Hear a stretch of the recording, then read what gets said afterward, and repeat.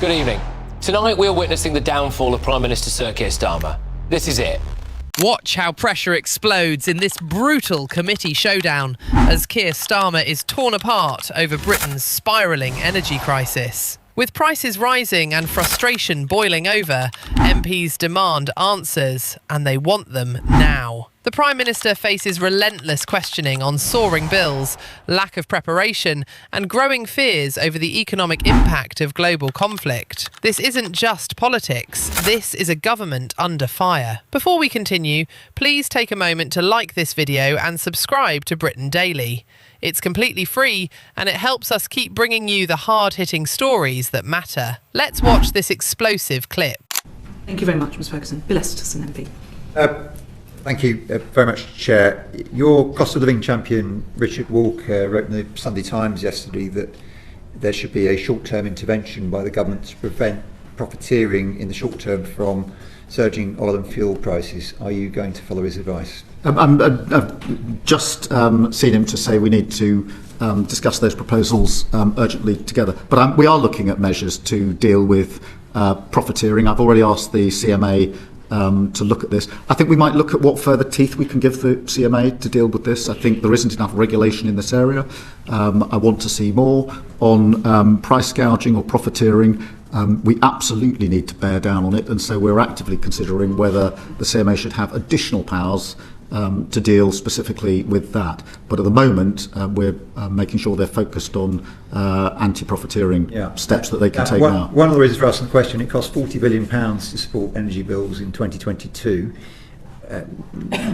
Preventing excess profiteering might be one way of supporting consumers. And are you considering targeted support this time rather than the universal offer, given just how expensive it was last time? Well, again, we're looking this afternoon at the approach we might take. I'm acutely aware of how much it cost last time round, and I'm acutely aware of the state of the public finances.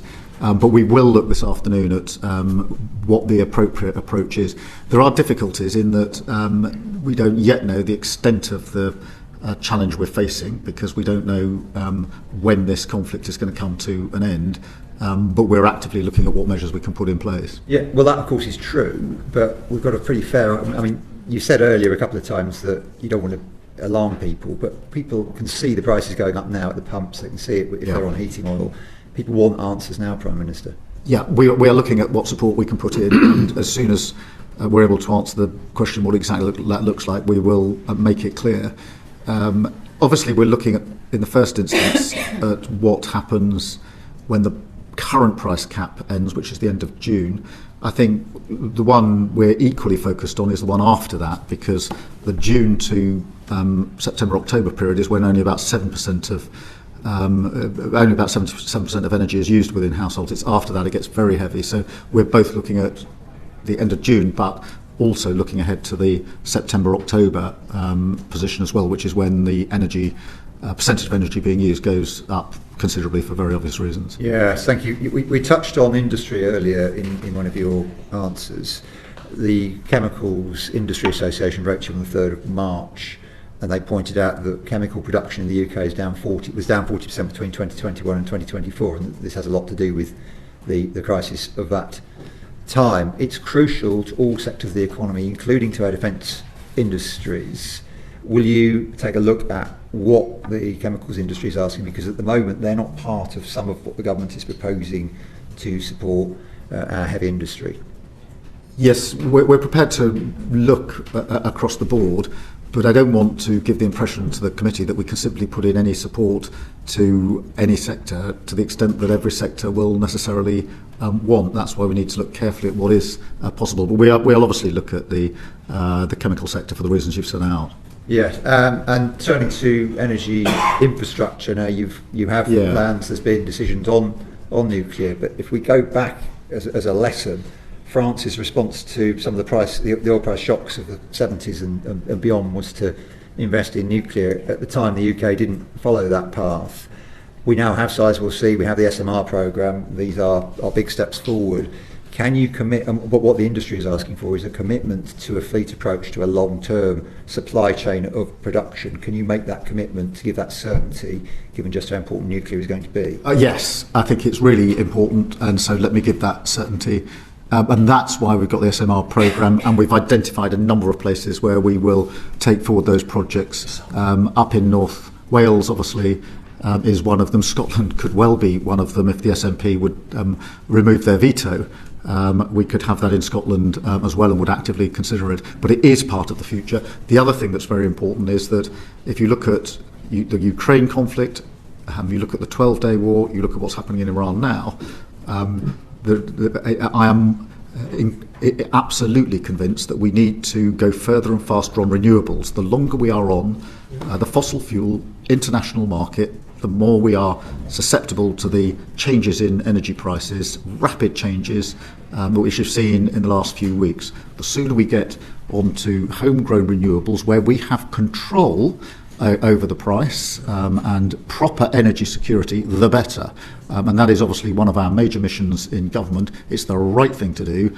And recent weeks have shown that rather than slowing down, we should go faster. Yes, and for consumers to be able to take advantage of it, it's going to be really important. This is what my committee hears again and again and again, that the price of electricity is brought down so people can afford to make that change. At the moment, electricity is more than 4 times the price of gas. It makes it very difficult to make that switch. Will you take the action needed to close that gap between the electricity and gas price? Yeah, I've been looking at specifically how we can do that for reasons that you will understand. We need to bring the price of electricity down, and we will. And there are a number of possible ways of doing that, but we will do it.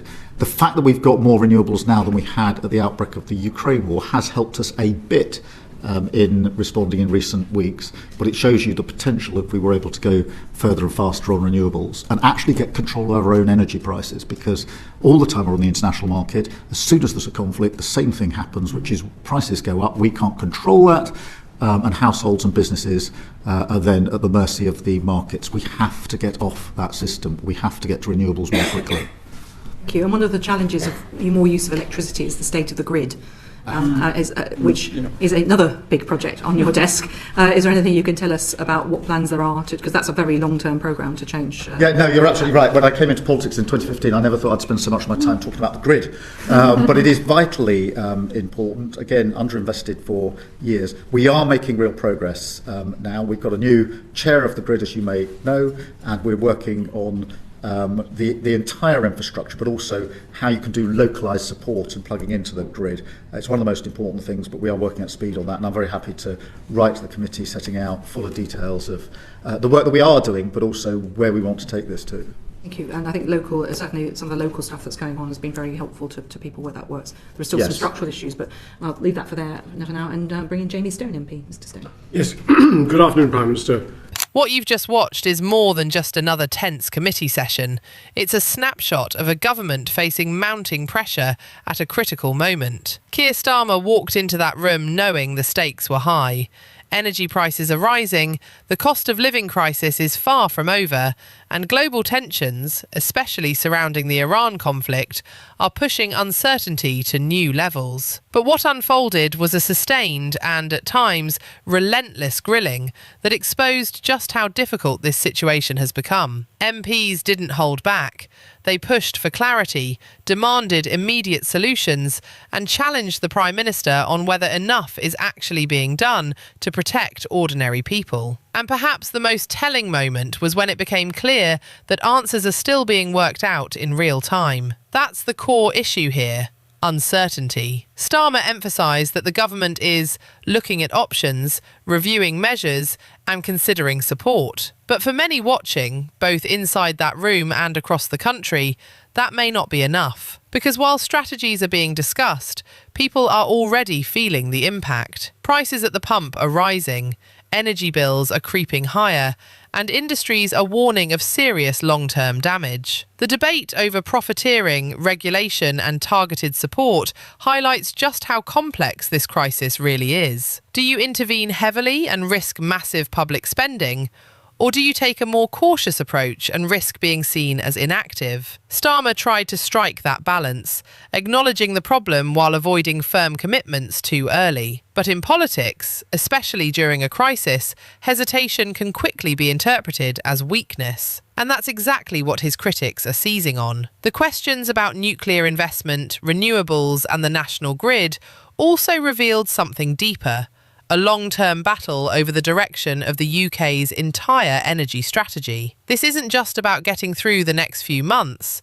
It's about deciding how Britain powers itself for decades to come. But again, there's a gap between long-term vision and short-term reality. People don't just want plans for 2030, they want relief now. And that tension was visible throughout the entire exchange. The urgency from MPs, the careful responses from Starmer, the repeated calls for action, it all paints a picture of a government trying to manage both immediate crisis and long-term transformation at the same time. The question is, can they do both effectively? Because if prices continue to rise and support doesn't come quickly enough, moments like this won't just stay inside committee rooms. They'll define public perception. This is a political pressure cooker, and it's only getting hotter. If you found this breakdown insightful, don't forget to like, share, and subscribe to Britain Daily. It's completely free, and it helps us bring you more powerful moments from the heart of British politics.